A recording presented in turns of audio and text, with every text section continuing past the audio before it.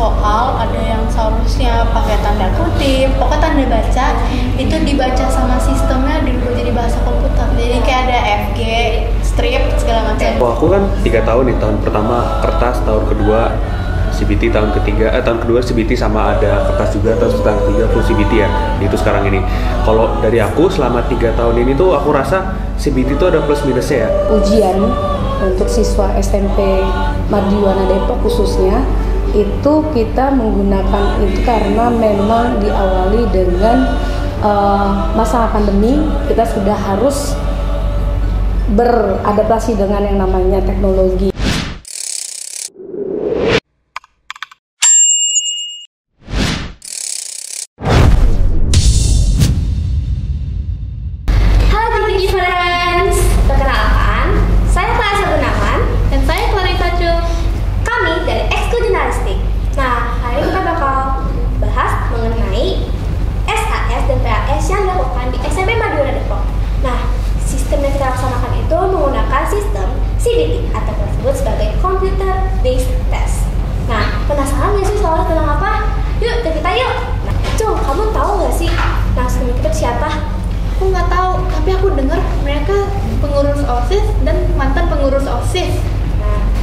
Berarti kayak keren banget gak sih gitu, kita langsung dapat dari pengalaman. Pastilah, kayak langsung sebut aja gak sih kita? Yuk, ini ketiga. Nah sebelumnya sebut dulu dong GP Friends-nya. Halo GP Friends. Nah, kita bakal nanya ke narasumber pertama, Kaleta. Nah, Kaleta itu nih newbie nih di kelas 7 nih, jadi pasti masih kayak baru lah gitu kan. Nah, oke, jadi aku bakal nanya kamu pertanyaan. Kayak pengalaman kamu tuh dari yang SD ke SMP tuh apa sih menggunakan CBT? Sebenarnya agak shock juga sih, karena kan kalau di SD itu kebanyakan aku ujian menggunakan kertas ya. Terus kalau sekarang di SMP itu sekarang udah menggunakan CBT. Nah ini berpengaruh juga ke tingkat kefokusan aku juga, karena kalau di ujian berbentuk kertas gitu ada soal isian dan esai juga, itu bisa ningkatin kefokusan dan mengasah ingatan gitu. Oke, juga kan katanya di SD ini kamu tuh menggunakan kertas ya? Iya. Nah, kamu kalau bisa dibilang nih, kamu mending kertas atau CBT kayak sekarang? Kalau menurut aku sih ujian kertas, karena kalau menggunakan ujian CBT itu kebanyakan dari teman-teman aku itu agak menyepelekan ya. Jadi lebih kayak wah udah belajar serius nih kayak iya.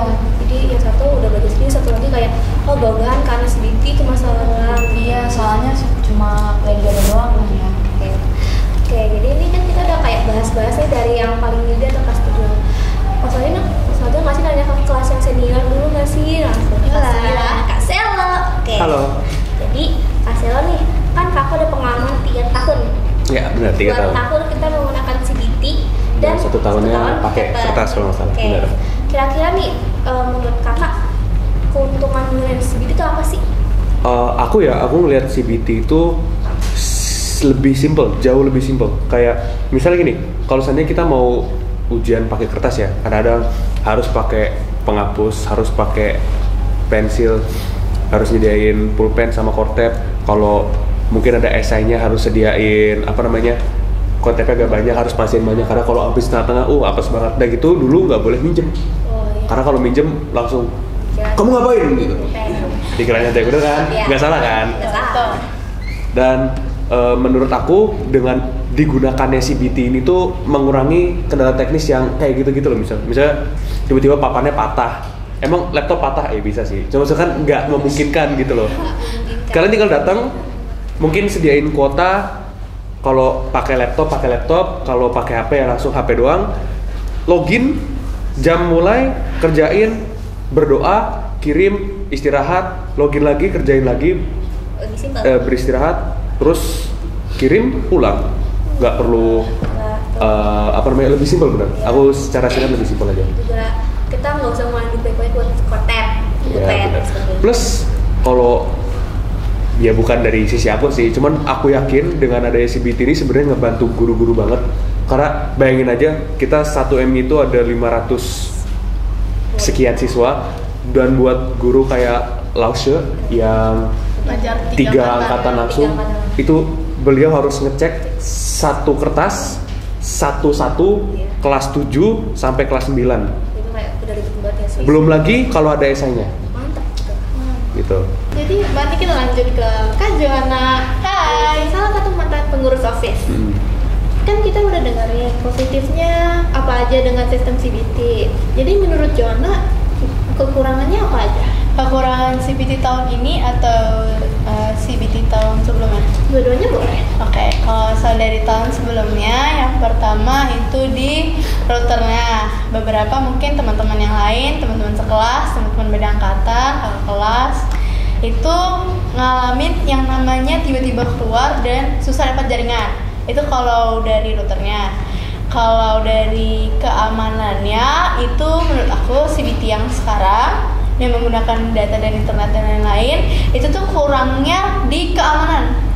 Keamanannya kenapa? Karena banyak banget, terbilang banyak ya, siswa yang berani membuka ChatGPT, Google, bahkan bikin grup WA dan bisa double layar buat ngerjain gitu. Itu menurut aku lumayan parah sih kalau buat CBT yang menggunakan internet.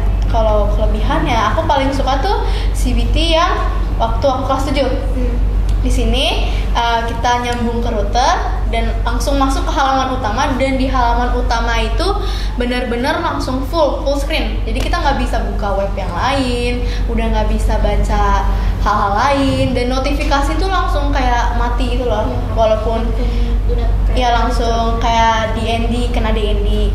Dan di sini tuh menurut aku emang kalau buat penjagaan dan keamanan dalam pengerjaan, waktu aku kelas 7 tuh lebih oke daripada yang sekarang. Cuman kan pasti setiap penggunaan CBT tiap tahun pasti ada kelebihan, ada kekurangannya. Itu kalau menurut aku sendiri sih. Jadi Joanna pasti lebih suka yang pakai router ya? Aku sendiri jujur netral, mau gunain yang router atau yang data apa aja boleh. Cuman agak kurang sih kalau buat sekarang, karena kayak buat keamanannya bisa ngebuka hal-hal lain yang seharusnya tidak dibuka selama ujian. Tapi kita gunain router ataupun kita gunain USB sekarang ataupun kita pakai kertas. Kita kan juga waktu kelas 7 ya, kita juga gunain kertas gitu kan? Iya, sempat satu semester. Nah, dia tentunya kayak kalau dibandingin ketiga-tiganya itu tuh, kalian tuh mending yang mana sih? Aku sendiri senangnya itu dua-duanya. Kalau mau pakai kertas, aku bisa nulis karena kayak cara ngapal aku tuh jatuhnya nulis. Jadi kayak lebih fokus gitu, kayak tenang, gak ada apa-apa. Terus kalau misal pakai CBT, aku lebih senang pakai CBT yang waktu kelas 7 semester 2 karena di situ nggak ada gangguan, yang pakai router itu. Kalau yang sekarang aku senang tuh karena di CBT yang menggunakan data sama internet ini, kita bisa langsung dapat hasilnya, dan bahkan beberapa tuh nggak perlu password. Jadi tergantung gurunya. Misal nih IPA kemarin itu butuh password dari Bu Ari, dan beberapa pelajaran lain juga. Cuma beberapa pelajaran kayak bahasa Indonesia, matematika, IPS itu nggak perlu password sama sekali. Jadi kayak kita tinggal masuk, kita langsung ke soal dan kita kerjain. Itu sih. Para pengatasnya nih kan udah pengalaman. Kalau aku kan 3 tahun nih, tahun pertama kertas, tahun kedua CBT, tahun kedua CBT sama ada kertas juga, tahun ketiga full CBT ya, itu sekarang ini. Kalau dari aku selama 3 tahun ini tuh aku rasa CBT itu ada plus minusnya ya. Cuman kalau ditanya aku bakal jauh lebih mending CBT lagi. Karena menurut aku kalau kertas itu apa ya? Kadang-kadang ada kejadian tuh soalnya di halaman pertama, terus teksnya di halaman kedua, atau bahkan misalnya juga gambarnya burem. Itu kejadian yang udah abu-abu, difotokopi terus-terusan, diulang-ulangin terus, burem jadi gambarnya. Itu aku bingung situ. Terus ada juga kendala misalnya kertasnya kurang lah, karena kan dulu ada esai yang aku suka kekurangan kertas juga. Karena gitu sih kendala-kendala kalau pakai kertas. Sukanya aku pakai CBT itu tadi selain simple, kita tuh juga apa ya, ngurangin kertas gitu sebenarnya. Karena bayangin aja satu orang tuh bisa 3 kertas soal, 1 kertas jawaban, itu dikali 30, dikali 6 karena satu kelas ada 30, dikali 3 lagi karena 3 angkatan, bisa kira-kira 1.500 lembar kertas per harinya. Itu per hari 1.500 dikali kita 6 9.000 bener, 9.000 kertas kebuang, bukan kebuang sih, 9.000 kertas kepake dalam waktu kira-kira 1 minggu. Itu menurut aku banyak banget. Dan itu kertasnya pun pasti ada yang ngebuang. Ada yang bener, seandainya dibagiin pun ada yang hilang. Itu pun kalau dibagiin kadang-kadang sampai ya kadang sering nggak dibagiin gitu. Dan yang itu sih tadi Joanna sempat bilang ada soalnya yang dikasih tahu jawabannya, itu aku suka banget. Jawabannya ada soal dikasih tahu nilainya, maksudnya nilainya itu aku suka banget karena aku jujur iya suka deg-degan gitu, mungkin sampai dimarahin mama kayak, "Ma, aku nggak yakin bahasa Indonesia," terus dimarah-marahin gitu seminggu karena kok bisa nggak yakin kamu nggak belajar sih gitu. Tapi karena sekarang ada buktinya kayak enggak kok mah, buktinya salah segini, beruntung doang kamu. Tapi intinya nggak deg-degan selama 1 minggu gitu sih menurut aku. Terus juga karena kalian juga pasti lebih baru merasakan lebih gitu. Kalau kamu bagaimana? Sepertinya pandangan aku jadi agak beda ya tentang CBT. Aku jadinya antara CBT dan ujian kertas itu sepertinya netral, karena positifnya kalau di kertas tadi ya jadi makin fokus, terus kita juga bisa makin ingat materinya. Terus kalau di CBT bisa lebih simpel dan bisa langsung tahu nilainya. Tapi ada kekurangan yang aku rasakan dari CBT yang SAS kemarin. Itu ada soal bahasa Sunda. Di situ ada terdapat soal yang berhubungan dengan bacaan, tapi bacaannya nggak ada. Itu juga biasanya kadang berhubungan dengan internet, jadi mungkin kurang gitu.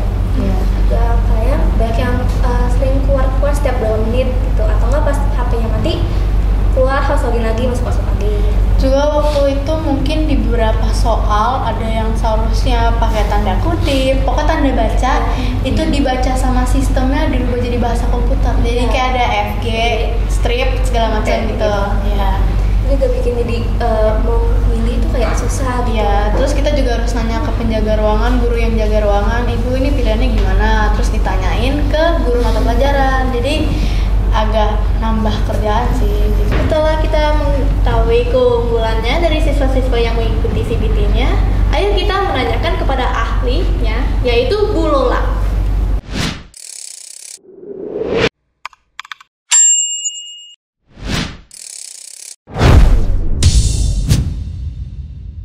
Setelah kita mendengar keluhan-keluhan dari narasumber itu, kita akan datang langsung ke Bu Lola.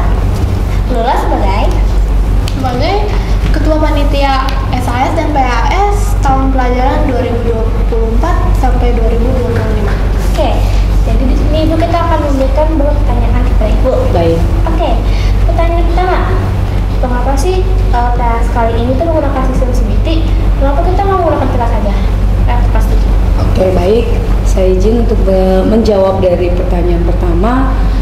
Pertama awal saya akan kasih pengertian dulu sebenarnya untuk aplikasi CBT itu adalah bagian dari computer based test. Jadi di mana aplikasi ini digunakan untuk ujian untuk siswa SMP Mardiwana Depok khususnya.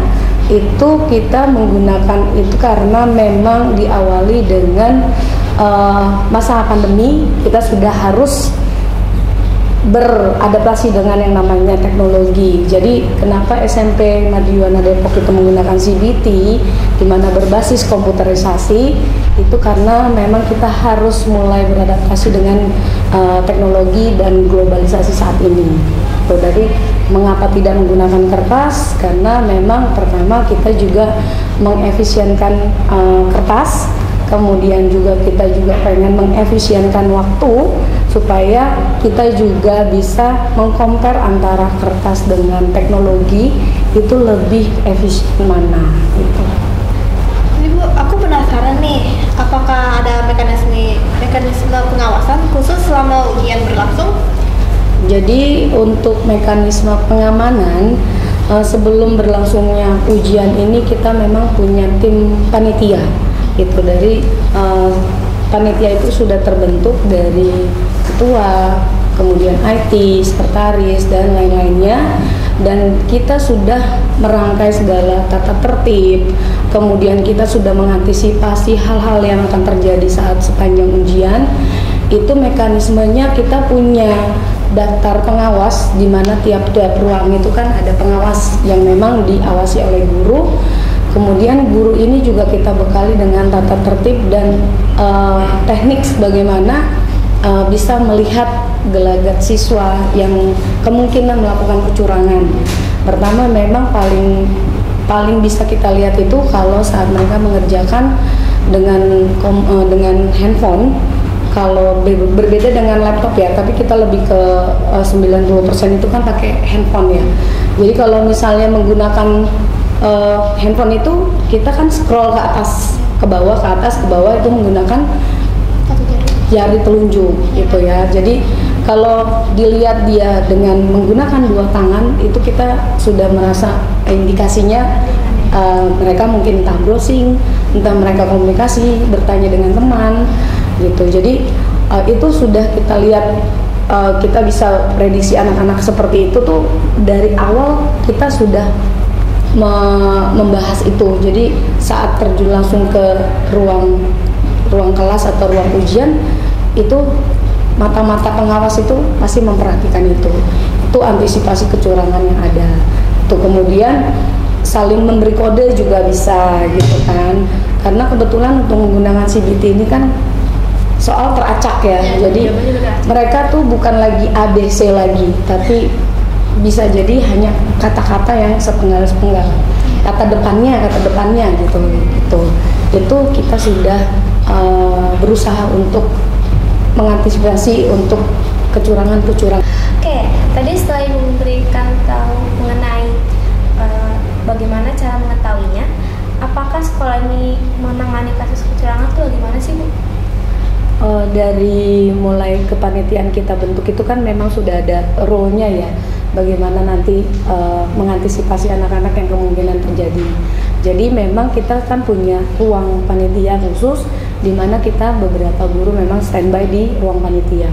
Jadi di dalam grup ujian ini akan ada guru-guru pengawas ruangan yang akan menemukan itu dan akan mengarahkan ke ruang panitia. Jadi nanti di ruang panitia kami akan diarahkan ke sini.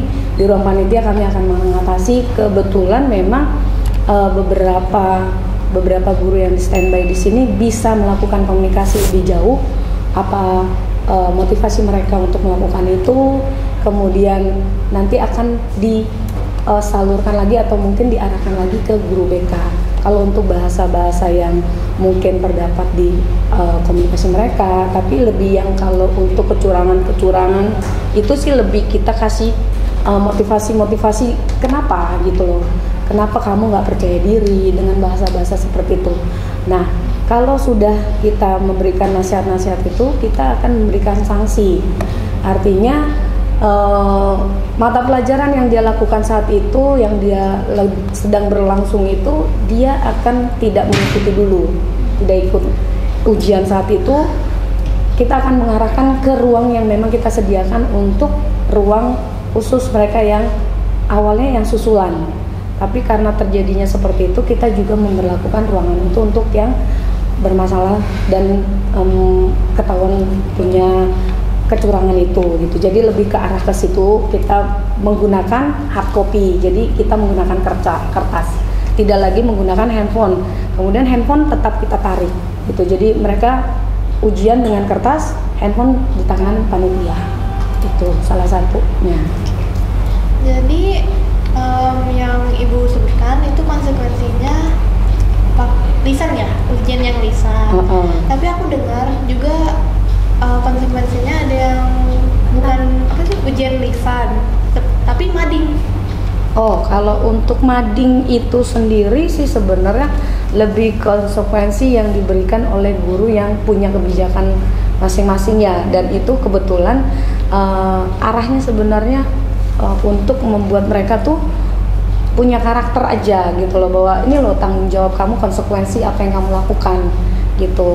Untuk mading yang dia lakukan itu, yang dia buat itu salah satu bentuk konsekuensi gitu. Walaupun untuk ujian tetap mereka akan paling utama ujiannya dulu gitu. Untuk lebih sanksi yang lain itu hanya untuk membuat mereka tuh supaya mereka ada efek jerah. Dan efek jerahnya kita tetap memberikan hal yang edukatif. Itu. Ini tuh antara transisi dari kertas ke bagi CBT.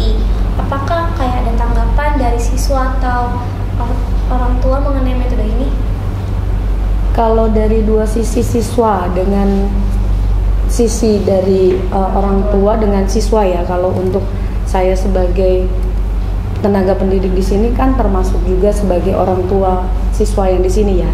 Kalau untuk efisiensi memang lebih efisiensi teknologi CBT. Itu sangat-sangat membantu. Yang namanya teknologi itu kan memang membantu pekerjaan manusia ya. Jadi sangat-sangat membantu untuk kami para guru untuk mengefisienkan waktu dalam pengoreksian gitu. Kemudian kalau untuk tanggapan dari siswa mungkin 50-50 atau mungkin ada juga yang merasa enaknya pakai CBT, enaknya pakai kertas. Itu kita tidak bisa mempresentasikan mana mereka yang lebih enak, lebih efisien atau enggak, karena di sini lebih ke fokusnya lebih efisiensi dan memang terkomputerisasi. Jadi memang ini adalah perkembangan teknologi. Jadi kita mencoba untuk menggiring siswa-siswi ini lebih bisa terampil dengan teknologi. Kalau menurut Ibu, ini efektifnya gimana kalau dibandingkan dengan ujian konvensional, Mak? Kalau konvensional itu kan sebenarnya hal yang biasa dilakukan ya. Jadi kalau ini kan kita CBT baru 2 tahun terakhir ya. 2 tahun terakhir, sebelumnya memang kita menggunakan kertas. Jadi belum bisa memprediksi lebih mana yang lebih efisiensi ya. Jadi akan ada plus minusnya sebenarnya. Jadi kalau kita membuat teknologi itu kita menggunakan dengan cerdas, sebenarnya itu sangat banyak positifnya. Pertama, kita juga akan meminimalis yang namanya penggunaan kertas gitu. Kemudian kalau yang dibilang menggunakan kertas, negatifnya kita banyak menggunakan kertas, apalagi kamu tahu ya bidang studi bahasa Indonesia itu butuh berapa lembar gitu kan. Kemudian begitu dapat hasilnya pun tidak mungkin kamu dokumentasikan. Yang ada entah terlempar kemana, terbuang-buang, dan itu kan lumayan. Sebenarnya kalau bisa punya pemikiran bahwa itu adalah kertas yang bisa kamu kumpulkan, kemudian kamu bisa ulang lagi, mungkin entah adik kelas kamu, entah mungkin adik kamu di rumah, itu sebenarnya kalau memang ada trik seperti itu kan ya itu positifnya.